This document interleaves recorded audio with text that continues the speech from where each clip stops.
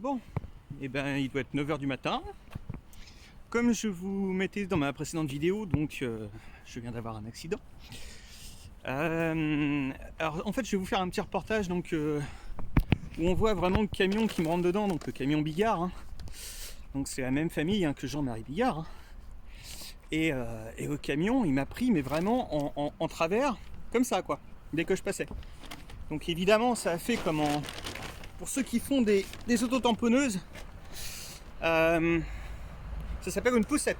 Voilà, ça s'appelle une poussette, mais une grosse poussette, une très très grosse poussette.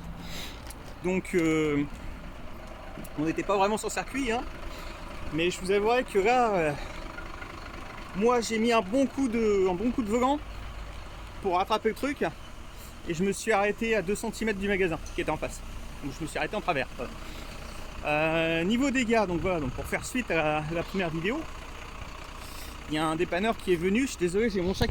Putain, j'ai mon sac qui arrête pas de se barrer. Il y a un dépanneur qui est venu.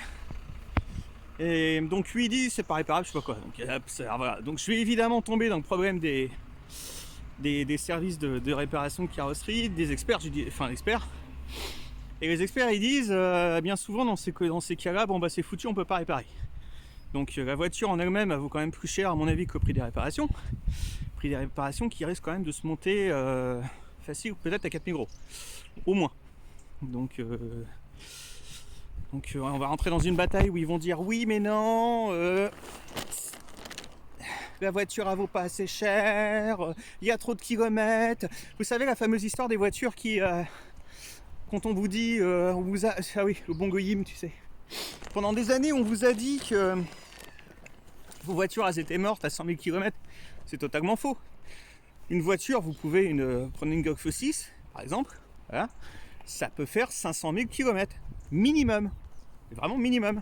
Contrôle technique, 200 000 km, pas un truc, rien. Puis mais à mon avis, même après ça, le châssis est toujours intact. Donc prenez un camion, le châssis est toujours intact. C'est comme un P30. Un Huawei P30 Pro, c'est... Moi je sais que j'ai un souci de son, donc ça a l'air de... Je sais pas ce que ça va donner sur cette vidéo, mais les précédentes vidéos, ça...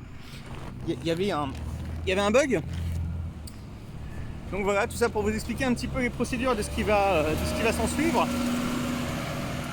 Donc pour moi, ça peut être un attentat.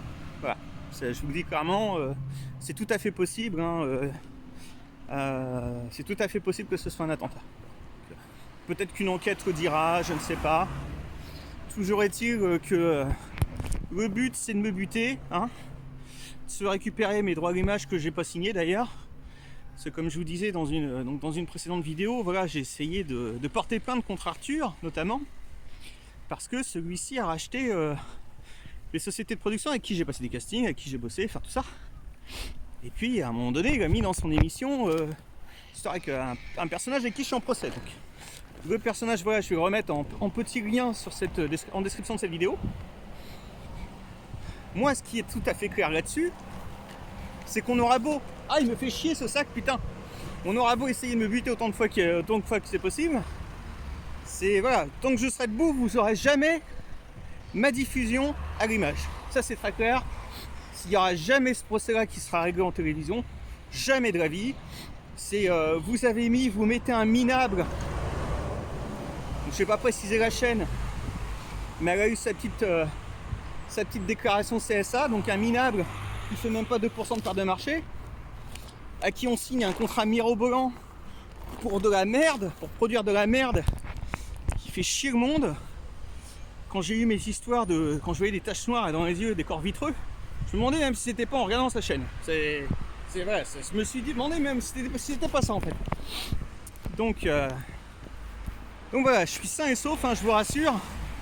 Et je vous dis qu'il faudra vraiment me coller une balle dans la tête pour me faire taire. Donc voilà, donc je vous dis encore une pression.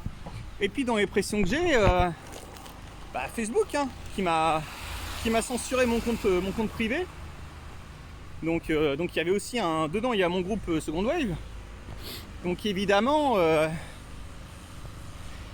on m'avait déjà viré quand même des milliers de personnes. Hein. Donc ça va être dans la plainte. Hein. Donc encore une pression, hein, que des pressions. Ils me font que des pressions pour que j'aille en télévision. C'est même à se demander si on bloque pas tout le monde en ce moment dans la rue les restaurants, les discothèques, encore des pressions pour que ça se règle, vous voyez, en télévision. Attendez, il y en a un avec un Karcher. Ouais, c'est même à se demander si c'est pas fait exprès. Hein. Puis quoi, un couvre-feu maintenant? Et puis quoi encore? Vous prenez pourquoi? Ils sont où les morts? Vous prenez la grippe espagnole en 1918. Il y avait des morts dans les rues. Hein. Il n'y en a pas des morts. Donc voilà, bah écoutez, la police a fait ses constatations à suivre. Et puis d'autres vidéos sur la police à venir. Mais là je vous dis, il va vraiment falloir me coller une balle dans la tête. Hein. Ça c'est. Là je me laisserai pas faire, mais jusqu'au bout. Et je saurai exactement combien vous vous êtes fait avec ce personnage. Hein. Et puis voilà. Non mais. Putain de mafia quoi.